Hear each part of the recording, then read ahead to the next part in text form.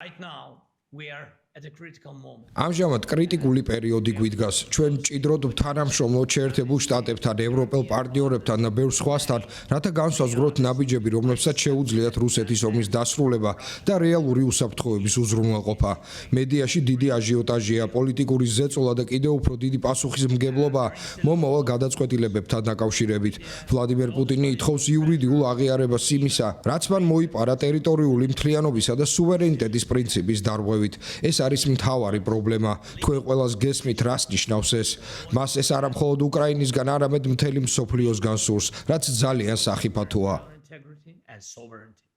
I ask you მე გთხოვთ, ნუ გაჩუმდებით, ნუ იქნებით ისტორიის პასიური დამკვირვებლები, იყავით მონაწილეები. უკრაინის მხარდაჭერა ახლა გადამწყვეტია. თქვენ ჩვენ გვერდით გახართ, ამას ვხედავ. ასევე მნიშვნელოვანია მოლაპარაკებების პროცესის მხარდაჭერა. მადლობას ვუხდი ევროპელ ლიდერებს ყველა რჩევისა და ინფორმაციისთვის. უმნიშვნელოვანესია ამ პრინციპების მხარდაჭერა, რომლებზეც ევროპა დგას. საზღვრები არ შეიძლება შეიცვალოს ძალით. ომის დამნაშავეები არ უნდა გაექცნენ მართლმსაჯულებას.